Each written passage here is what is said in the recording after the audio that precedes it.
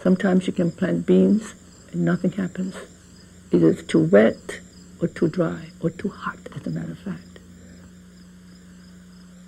But I think everything you do is collaboration. Even in the garden, you know, you can't just throw the seeds and say grow. You have to really work to be able to get back what you have helped grow. Something about vegetable growing to me is a mystery. Kind of mystery that I really like, because you don't know. Look, you plant potato and it comes out beautiful potato. They know when that should come up. And sometimes I think the potato is more important than my pots.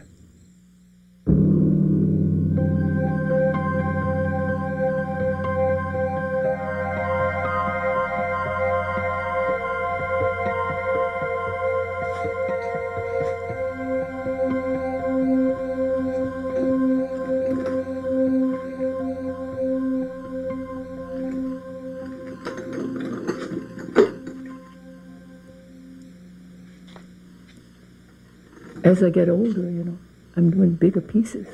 Someone reminded me of this, which I wasn't aware of. And it's true. It's a challenge to be able to have a bigger piece. She was born in Hawaii. She is an American. And she is the dean, or one of the deans, of the ceramic world. She's certainly the most important female ceramicist in America, and has been for many years. She ranks clearly, in my mind, with Peter Voulkos and Ken Price as one of the 2 or 3 most important people in the ceramics world. Not only as an artist who's accomplished certain things, but as a teacher. She's very popular. She's almost like a Pied Piper. Do this here. Pressure from the inside. Grab this again and come up gently. I kept hearing about this woman in the art department. She's this, you have to meet her. Everybody would say that. And people who took her course would always say, you need to take this course before you graduate. So I came in and I took it the end of my sophomore year. She's really very nice and all, but she's very, very tough. Next week, you can start saving your pieces. This week, I'm going to stress this again. Don't think in terms of saving anything. If you do, your thinking is different. You are freer if you know you can't save anything. You can just cut in half. I usually try to be right there with each one, even hold their hands just so they can feel how it feels. You can't tell what pressure is. You have to feel the pressure. You have to feel the clay. So you know how you're going to teach that. And then, you know, once they get it, they have this wonderful feeling that they know how it feels to be centered. Pretty good. Let's see the inside.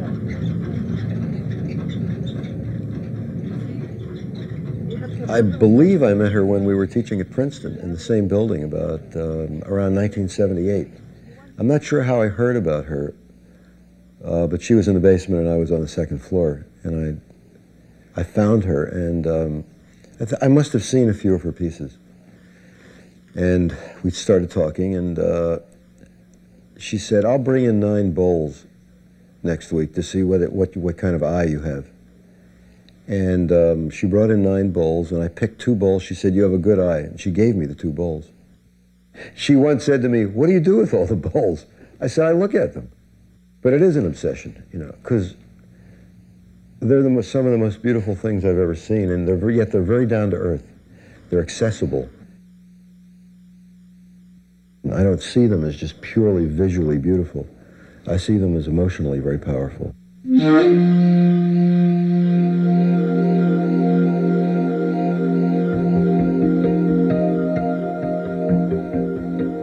Since they change with the light, and since things are revealed by certain lights and obscured by other lights, they have this constantly changing quality. So I just feel they're telling me something that I almost can't find anywhere else. I'm not sure what that something is, but I find it very moving.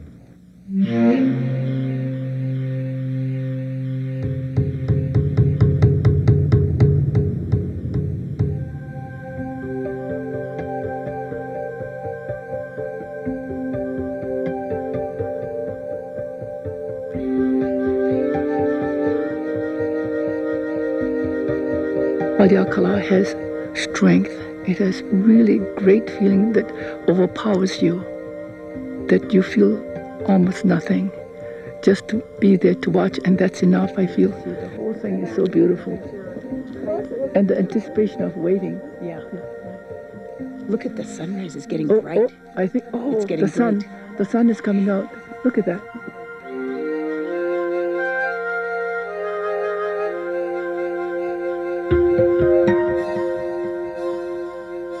This is the best for me. And it's not that cold either. Oh, look at that. But I forget when I go back that I don't concentrate and say, since I saw Wadyakala, I have to do something. But it seems to come out. I don't plan on it. But the colors, just sometimes I don't plan the colors. When I plan, it doesn't turn out. When I don't, it happens to come out.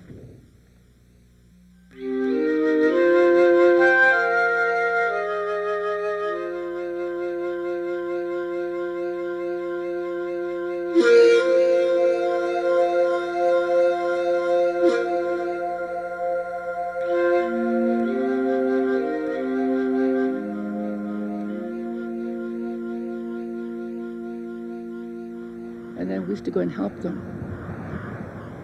I know we were looking for silver sword, but all of a sudden I see that.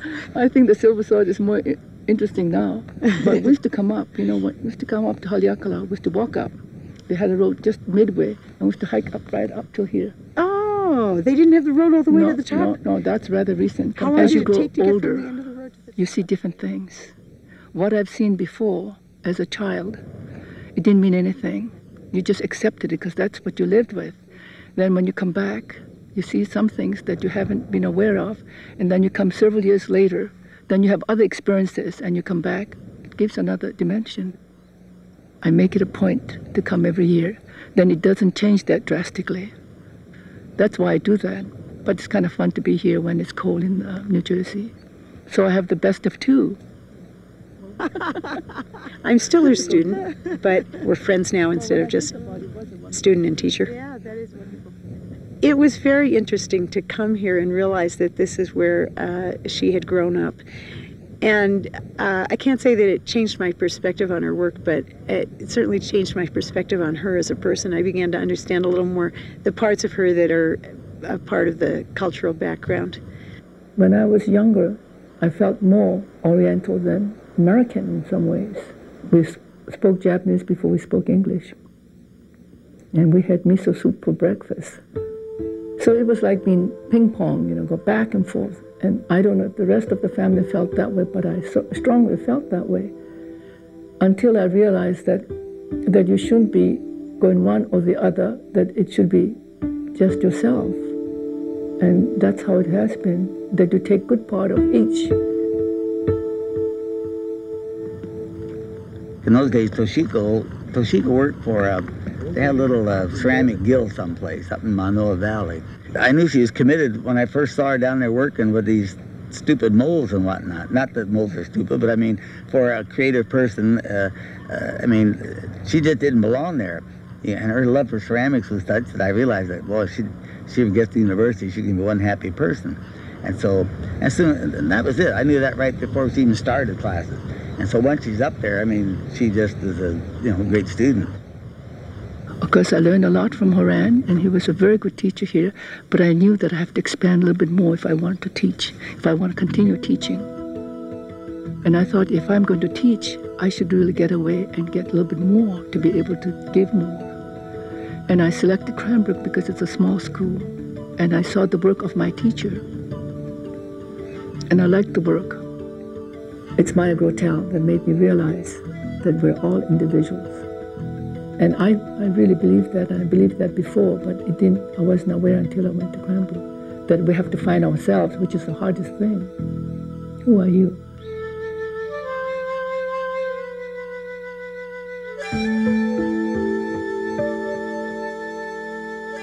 When I was a student at Cranbrook, I made these here. Of course, what preceded this was bird shape, but that gradually it turned into a two-spouted bottle. And this still has a bird shape in mind, you see. This is a stomach area, always the stomach area somehow. We hold the tea, and this is your handle to pour. So this is all about the same time in the 50s. Not the same time, but some while I was a student and some when I first started to teach in Cleveland.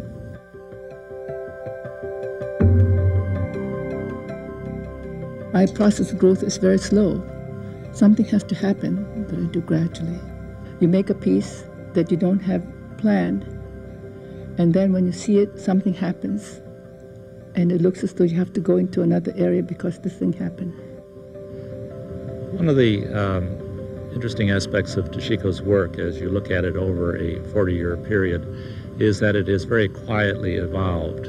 When one looks at some of her very early works, which were sort of spouted bottles, and then begins to see the spouts disappear and evolve into closed forms, and then later into larger scale work, and up to today where she's doing these really monumental works, it's really quite exciting just to see, for example, the change of scale in her work.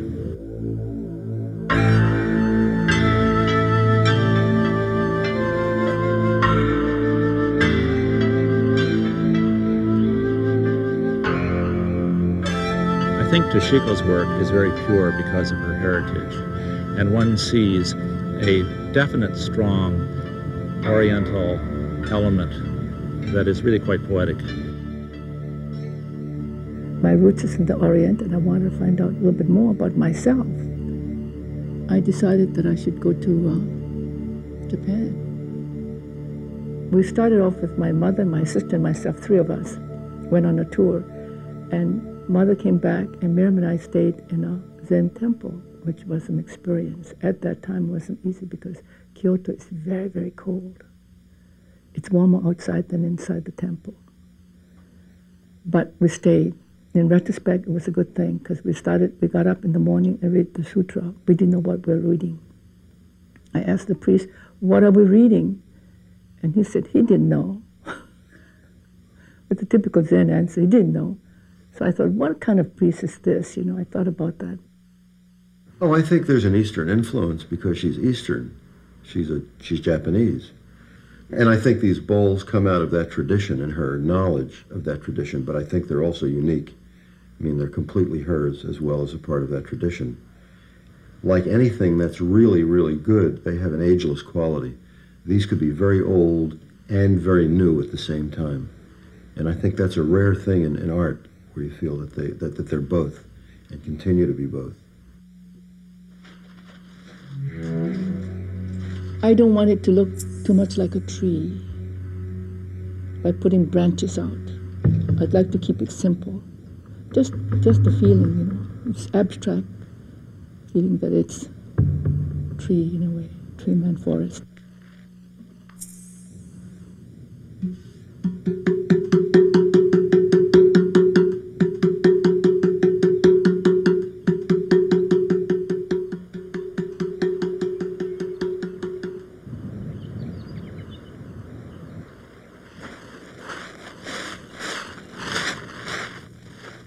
In the early 70s, I came to teach.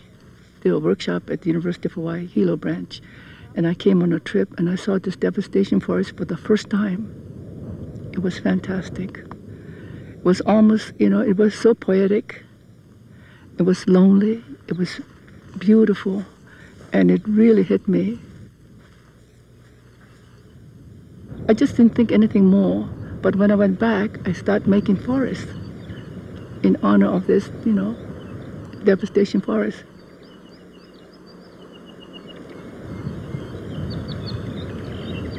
Each time I come, it's different.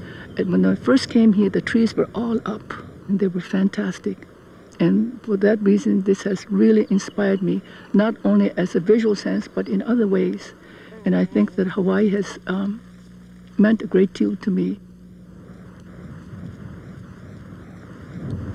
Did you like this? There's great strength in this area that you can't talk about or explain. Maybe there'd be some people who could do that. Maybe a poet could do that. But I feel visually this is poetic in a way. And it's overpowering feeling that you get. And you feel very small because it's so great and so beautiful. I feel that if you enjoy something and feel something beautiful, that it gets into you and maybe something will come out when you work. Who knows?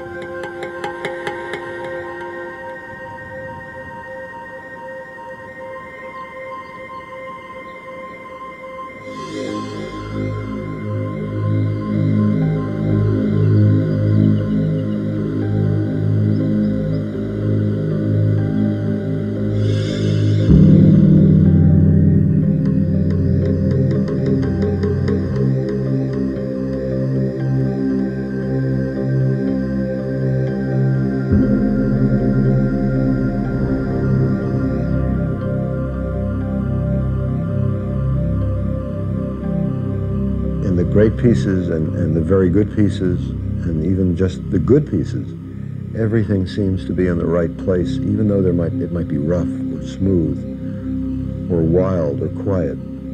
So it's that range of artistic and emotional range that she has that I think you really experience when you're with her in a different way, though. It's different because she doesn't talk that much.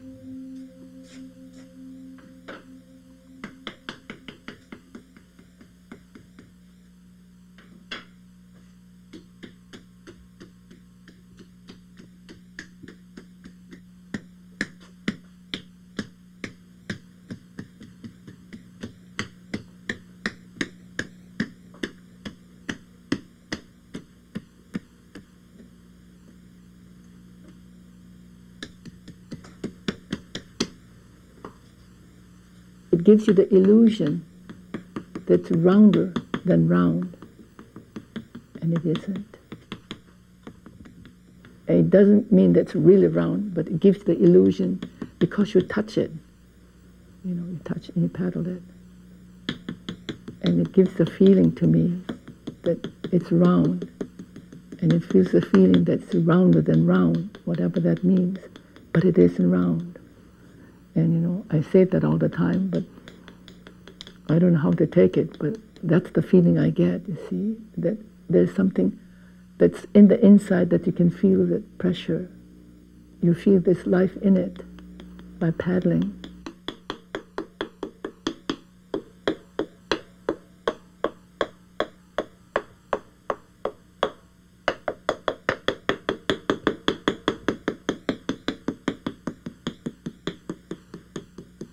The new work is the best work, or at least for me it's the best work. She continues to grow, continues to evolve, and she's doing now monumental work. I don't think that she has consciously pushed herself or struggled climbing up the ladder of success or been out there promoting herself. She has been in the studio doing the work, and finally people have recognized it. I think she has earned her place in the history of modern art.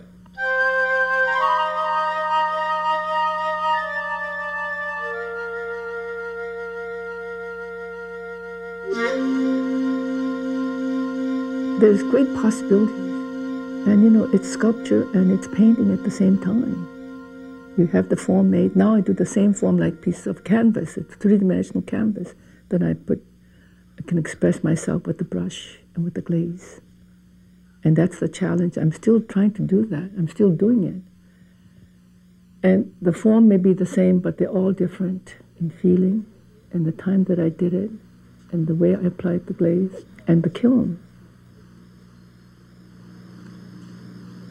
When it comes out of the kiln, sometimes it's terrible, sometimes much better, and sometimes how you predict it.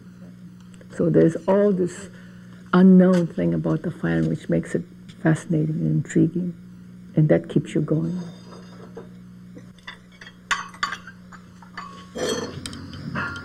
Oh, look at this. This one turned out really good. Look at that.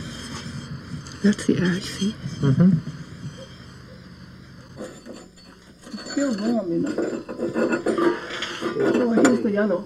You know, people ask, why are you doing the same thing, you know? So I usually try to tell them that I'm trying to get a perfect piece.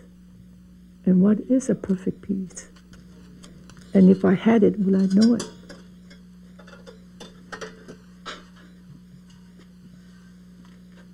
And I'm sure that I've gotten some that's perfect. And yet, I don't want to admit that because then I would stop. Then I keep on saying that I'm going to make a perfect piece. And that's what I'm striving for, really. And what is perfect? What is perfection? How would you know? Would you stop? I don't know. And I don't think. I just go ahead and do it. And that's the only way, I think.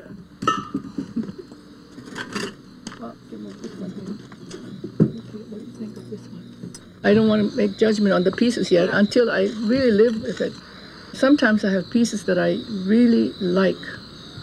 It's different. And sometimes I think, what went wrong with the piece? What were you thinking? And then after maybe, even sometimes after a year later, I think, I really didn't realize that I did it on my own. And I mean, I don't need any more pots. Look at all the pots I have all over the place. But I need to do it for my own self. That's why I have them. And you know, I really like doing it. And I find that I'm a better person, that I'm not moody in a way. That at least that I'm touching the clay. There's a wonderful feeling about the clay.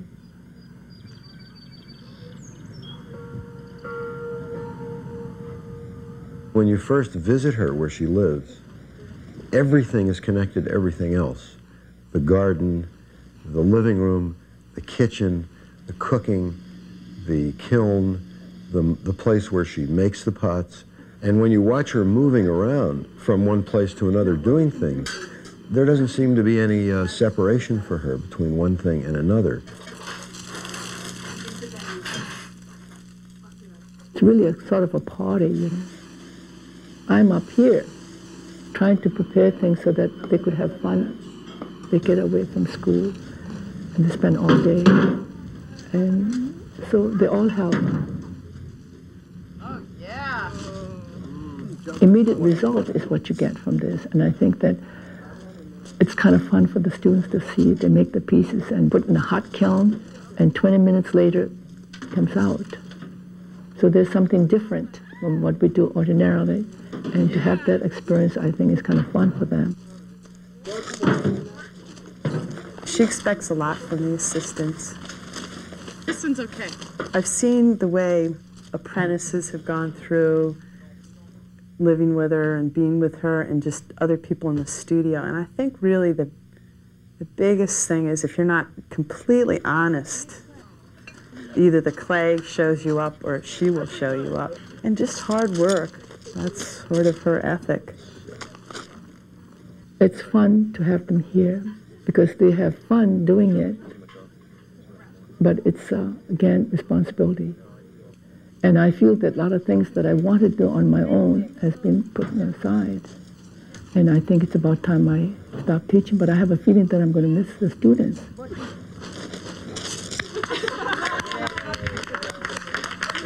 Finish.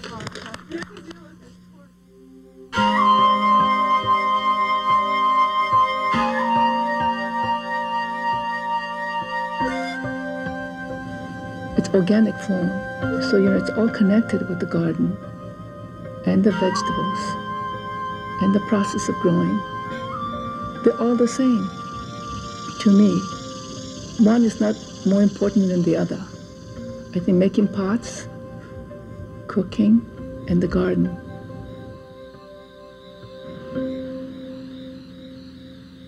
You know, there is always such thing as timing. And if you let yourself, allow yourself to work on timing, you really get it. I know when to change. Something tells me that you should go away and study, and something tells you, you know, it's a good thing to teach. And all the things that I've been, even do my own work, timing that you know it's the right time to do.